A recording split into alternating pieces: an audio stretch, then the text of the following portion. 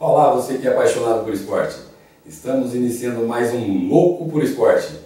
Hoje vamos falar de um assunto muito interessante e que está despertando muita atenção de muita gente no momento, que é futebol. Visto que em 2014 será realizada a Copa do Mundo aqui em nosso país e as expectativas são enormes. Bom, hoje o Loucos por Esportes mais uma vez está aqui para dar sequência no programa esportivo e traz hoje um convidado para lá de especial, o senhor Gustavo Long, que vai nos falar um pouquinho mais a respeito de esporte, inclusive ou especificamente de futebol, né? Visto que é um apaixonado, um estudioso pelo futebol, tem 2 livros publicados e vai nos contar um pouquinho mais. Então você que é um apaixonado, que gosta, fique ligado nas dicas do senhor Gustavo. Olá, Gustavo, prazer, é um prazer imenso ter você com a gente, né? Beto, muito obrigado, caro Beto Rodrigues, amigo Luciano Neves, muito obrigado pelo convite. Eu espero que a gente lembre de algumas histórias interessantes porque é um assunto do qual eu gosto, nós gostamos e muitos brasileiros gostam muito, que é o futebol, a Copa do Mundo e a sua história. Gustavo, quando, assim, não precisa ser especificamente, mas despertou esse interesse por futebol, não só por praticar, mas por conhecer, por entender o futebol, Gustavo?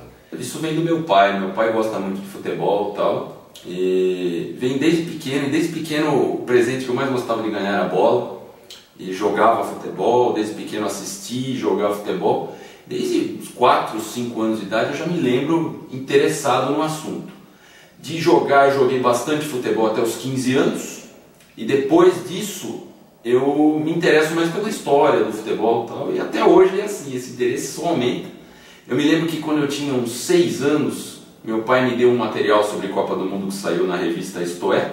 Até hoje eu tenho esse material, e aí eu li a história das Copas aqui, desde garoto me despertou esse interesse. Então é meio de nascença mesmo isso, tá no sangue assim, gostar do futebol, de esporte em geral. E é legal que a gente conversando com você, até devido à sua idade, né, você não só conhece do futebol atual, mas você fala do futebol passado também, né? Você conhece os grandes craques, os jogos assim, historicamente falando, né?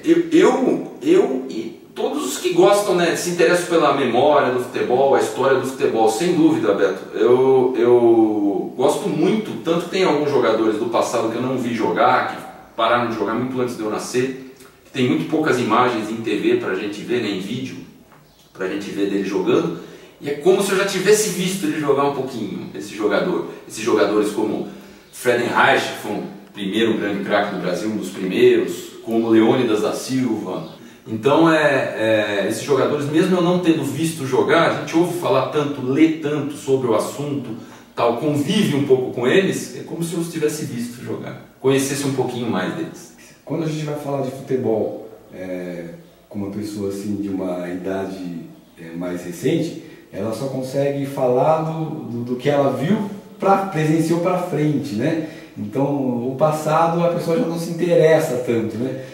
É verdade, e isso eu também devo um pouco aos amigos que eu tenho, aos livros, porque os amigos indicam livros e a gente aprende muito com eles também. Eu faço parte de um grupo de memória do futebol chamado Memofute, a gente se reúne periodicamente lá em São Paulo, então um faz uma apresentação, outro dia sou eu que faço, outro dia o outro, e um aprende com o outro. Isso ajuda também, você conviver com pessoas que gostam do assunto. E de fato, eu tenho partes do futebol que eu me interesso muito mais pelo passado do que pelo que está acontecendo atualmente. Tem coisas no passado que eu acho muito mais interessantes do que as de hoje, no futebol, sem dúvida. Para você, né, mas não dando um ênfase para o seu time de coração, mas de todos os times assim, nacionais, internacionais, qual foi o melhor jogo, assim, qual foi a melhor partida de futebol que você já assistiu, presenciou? É uma pergunta muito boa e muito difícil, Beto, de responder. Não me vem um jogo específico à cabeça. Me vem um time de clube. O maior time da história, que provavelmente já aconteceu, já ocorreu, foi o Santos do Pelé, no início dos anos 60. Aquele time é um time realmente era fora do padrão. era uma coisa fora do padrão. Aquele time, aquele ataque Dorval, Mengalvio, Coutinho, Pelé e Pepe, é uma coisa absolutamente fora de escala, fora da realidade. Eu imagino que esse jogo, o jogo do Santos contra o Benfica, que decidiu o título mundial do Santos, o primeiro título mundial, que o Santos ganhou de 5-2 lá em Lisboa, o jogo, foi um dos maiores jogos de clubes da história. Difícil dizer se foi o maior, mas foi um dos maiores. Eu sou corintiano, né? Eu não torço pro Santos. Opa. Não torço pro Santos, mas não tem como falar dos maiores times, né, de clubes sem falar do Santos do Pelé, que era absolutamente fora do padrão. Mesmo quem jogou contra, quem jogou com, quem assistiu, sempre concorda a esse respeito. Aquele time era fora de série. Gustavo, nós falamos, né, do Santos, né, da década de 70. Cara, tira o chapéu para a sua resposta. Maravilha, cara, maravilha. Agora, hoje, na atualidade, assim, qual time que você vê como destaque, que não vou dizer que chegue aos pés do Santos de 60, né, mas que está ali, né, que merece um destaque no cenário, quer seja nacional ou mundial, Gustavo?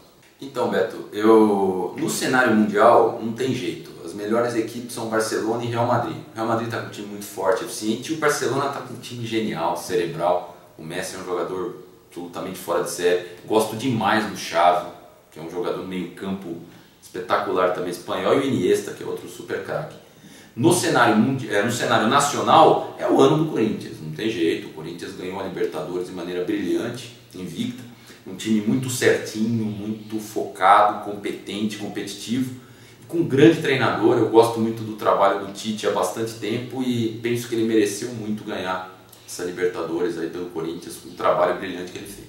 Para você, Gustavo, em relação às seleções, né?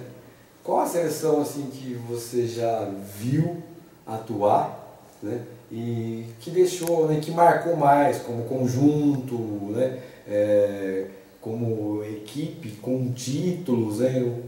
Você pode citar alguma para a gente, ou algumas, se for o caso? Então, Beto, a gente pode destacar umas 3 ou 4 seleções aí que me marcaram muito e sempre são muito lembradas na história aí das Copas do Mundo.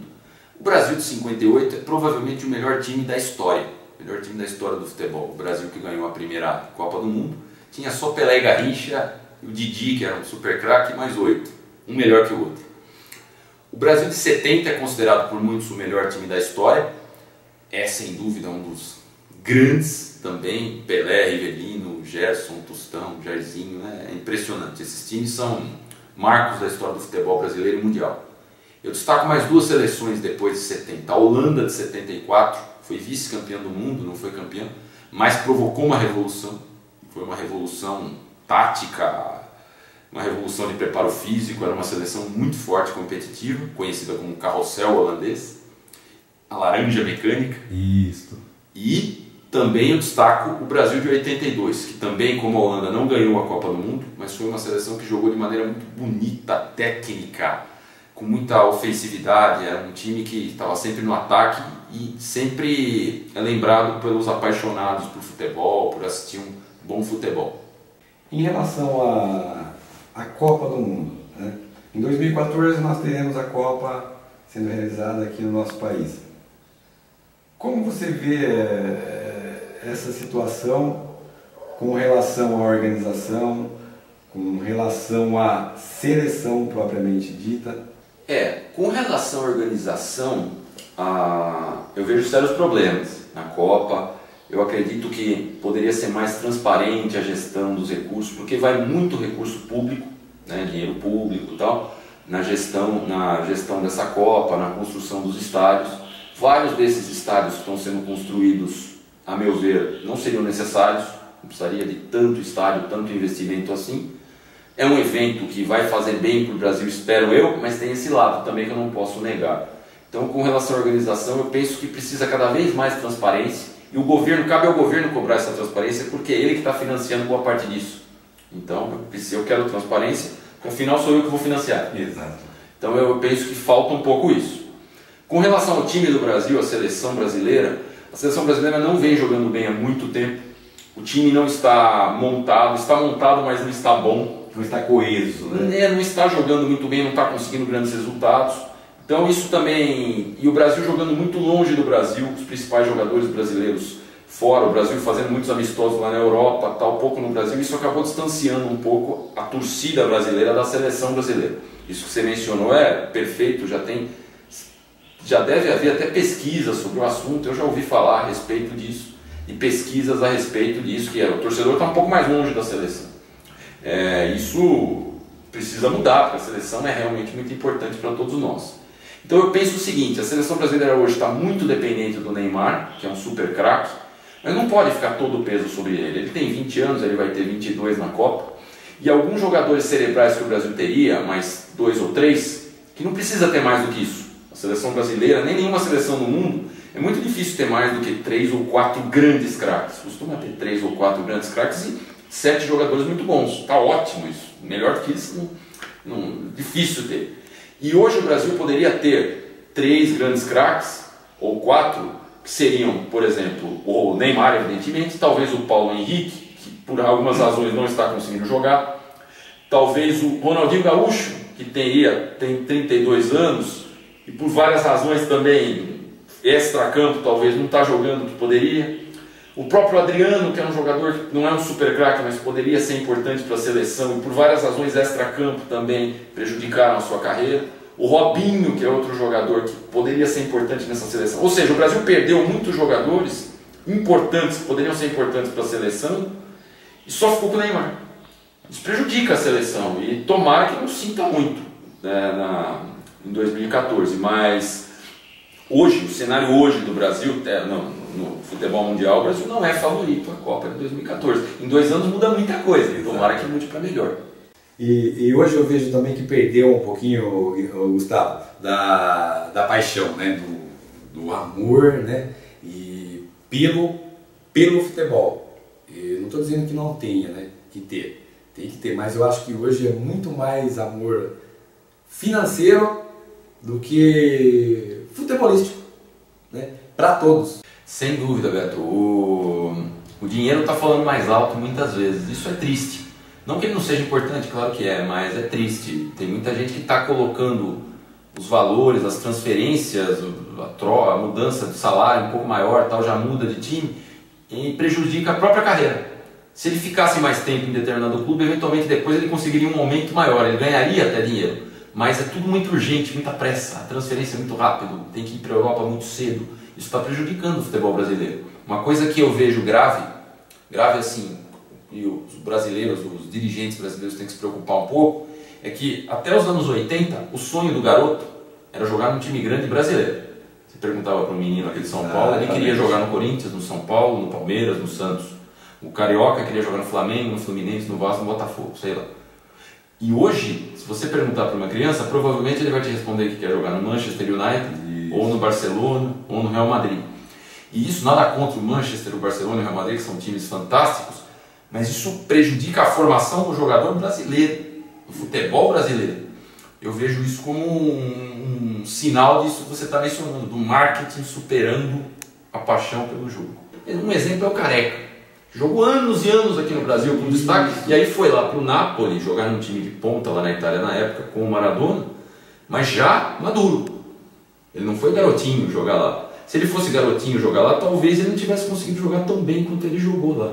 Tem tudo isso também, você tem razão. Esse amadurecimento do jogador aqui no Brasil não está ocorrendo mais, e isso prejudica o futebol brasileiro. Gustavo, falando agora da nossa Copa, porque eu como brasileiro me sinto um pouquinho dono da Copa também, acredito que todos nós, né? Qual a sua expectativa para a Copa de 2014? Você acha que a nossa seleção tem chances de segurar o título aqui? Eu torço para que seja uma grande Copa. Vai ser bom para o Brasil se for uma grande Copa, né? Tem que ser bem gerida, com transparência, tal. Esse é um problema. Mas eu torço para que seja uma grande Copa, que o Brasil aproveite essa Copa no melhor sentido, da melhor maneira, tal, que realmente traga desenvolvimento para o país, apesar dos problemas, eu insisto, que tem nessa gestão, que há nessa gestão. Com relação à seleção brasileira, Hoje o Brasil não é favorito para a Copa de 2014, mas eu torço muito para que daqui 2 anos o Brasil esteja muito mais forte e consiga trazer a Copa, consiga ganhar a Copa aqui no Brasil. É possível isso, o Brasil é um dos favoritos, tem chance, não é o maior favorito hoje, mas daqui 2 anos, quem sabe seja, jogando muito bem e tomara que ganhe. Em 2 anos acontece muita coisa, tomara que o Brasil melhore e consiga superar seus principais rivais em 2014. Eu acho isso possível, vamos torcer. Ok. Gustavo, eu gostaria que você deixasse uma mensagem aí para os amantes do futebol, para os amantes loucos por esporte, né? Eu penso, Beto, que o futebol é um esporte maravilhoso, ele é apaixonante, então quem puder praticar futebol, eu gosto muito de falar sobre futebol, mas jogar futebol é mais gostoso ainda, então pratique futebol e principalmente as crianças que estão sendo formadas agora. Eu vejo algumas escolinhas, pelo que eu vejo as propagandas aí, reportagens sobre, o pessoal preocupado em mais formar o cidadão que o jogador, isso é ótimo. Então quer dizer, formar o jogador, se você não for jogador profissional de futebol, não deixe de jogar ainda assim, e se for criança, a preocupação maior dos pais, das crianças, tem que ser formar um bom cidadão, um cidadão que saiba ganhar, saiba perder, jogue limpo. E isso o futebol pode ajudar muito a formação das crianças e, consequentemente, o Brasil todo, né? O Brasil todo. Então é isso. Bom, amigos, espero que tenham gostado, vocês que são ligados no Loucos por Esportes, apaixonados por esporte. Espero que tenham curtido a entrevista com o senhor Gustavo Longo. Nas próximas edições teremos mais novidades a respeito de esportes. Até lá!